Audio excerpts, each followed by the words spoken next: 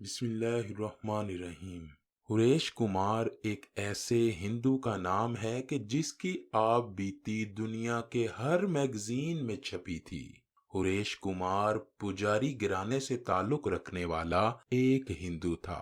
Physics میں P H D مکمل کرنے کے بعد ہریش کو یونیورسٹی آف دلی میں لیکچرار کی نوکری مل گئی۔ 1986 میں جب وہ لندن کی ایک یونیورسٹی میں زیر تعلیم تھا تو تب وہ سٹیفن ہاکنگ کے لیکچرز اور کتب سے ایسا متعارف ہوا کہ اپنے ہندو دھرم سے ہی متنفر ہو گیا، یہاں تک کہ وہ اللہ تعالیٰ کا ہی منکر بن گیا۔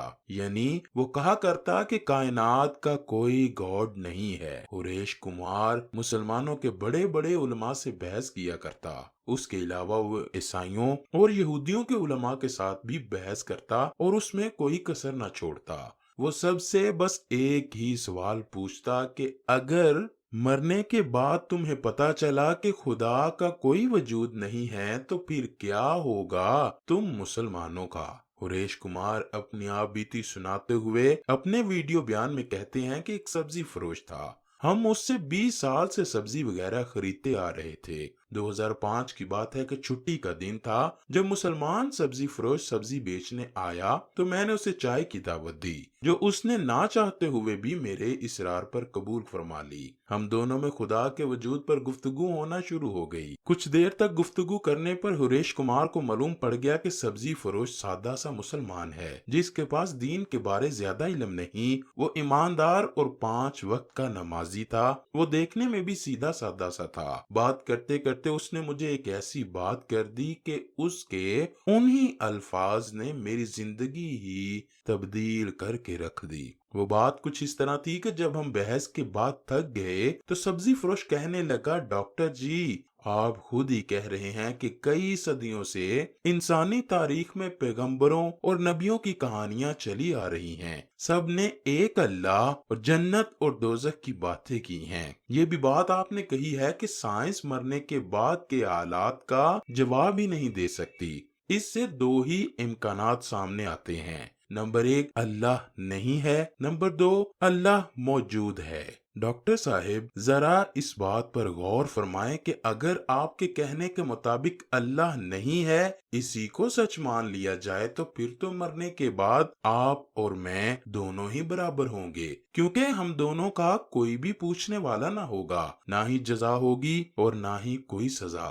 لیکن ڈاکٹر صاحب جیسے کہ میں کہہ رہا ہوں کہ اللہ موجود ہے، تو اب ذرا فرض کیجئے کہ اگر اللہ سچ میں موجود ہوا تو پھر مرنے کے بعد میں تو اللہ کا ماننے والا ہوں گا، جبکہ آپ انکار کرنے والے، تو پھر اللہ کو کیا منہ دکھائیں گے آپ، کیونکہ آپ تو مانتے ہی نہیں۔ اب ڈاکٹر صاحب ذرا غور فرمائیں کہ ایک صورتحال میں اگر اللہ نہیں موجود تو میں اور آپ برابر ہیں، جبکہ دوسری صورتحال میں جس میں اللہ کا وجود ہے تو پھر میں آپ پر سبقت لے جاؤں گا۔ ان دونوں صورتوں میں فائدہ کس کو حاصل ہوا، آپ خود ہی فیصلہ کریں۔ اس لیے ہم سب کے لیے اچھا ہوگا کہ ہم اللہ کی آخری کتاب قرآن پاک کو پڑھیں اور اسی پر ایمان لائیں۔ جب وہ سبزی فروش ہریش کمار کے پاس سے چلا گیا تو ہریش کمار نے سوچا کہ میں کافی سالوں سے پروبیبلٹی کے بارے لیکچر دے رہا ہوں، لیکن جب سبزی فروش چلا گیا تو میں نے سوچا کہ اس پروبیبلٹی کے متعلق تو میرا ذہن ہی نہیں گیا کہ دونوں صورتوں میں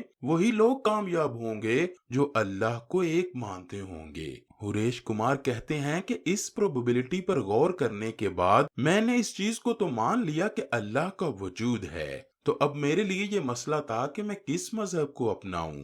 ڈاکٹر صاحب اپنی آپ بیتی سناتے ہوئے کہتے ہیں کہ میں نے مسلمانوں سے یہ سن رکھا تھا کہ ان کی مقدس کتاب قرآن پاک ایسی کتاب ہے جس میں کوئی رد و بدل نہیں کیا گیا، وہ عین اللہ کا کلام ہے۔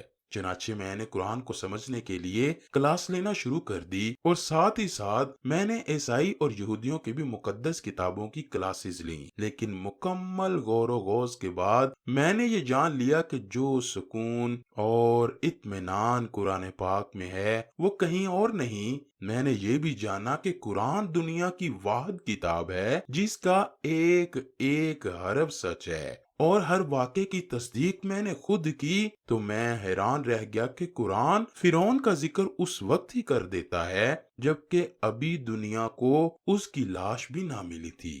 میں نے قرآن میں عیسائیوں اور یہودیوں کے اپنے نبیوں سے وعدے اور پھر ان وعدہ کی خلافیوں کے بارے میں پڑھا تو جان گیا کہ اللہ پاک نے محمد صلی اللہ علیہ وآلہ وسلم کو اپنا آخری پیغمبر بنا کر عیسائیوں یہودیوں بلکہ پوری کائنات کو کہا کہ اب حضرت محمد صلی اللہ علیہ وآلہ وسلم کی پیروی ہی سب پر لازم ہے۔ اس کے بعد ڈاکٹر ہریش کمار مسلمان ہو گئے۔ ڈاکٹر ہریش کمار کہتے ہیں کہ مجھے 15 سال سے زیادہ عرصہ ہو گیا ہے کہ میں مسلمان ہو چکا ہوں اور اس کے بعد میری ساری فیملی بھی مسلمان ہو گئی۔ اللہ پاک نے مجھ کو 3 بیٹیاں عطا کی، اب وہ تینوں ہی حافظ قرآن ہیں، لیکن اس دن کے بعد اس سبزی فروش سے میری کبھی بھی ملاقات نہ ہوئی۔ اس سبزی فروش والے کا نام عبدالاحد تھا۔ جب میں مسلمان ہو گیا تو میں نے بھی اپنا نام عبدالاحد رکھ لیا۔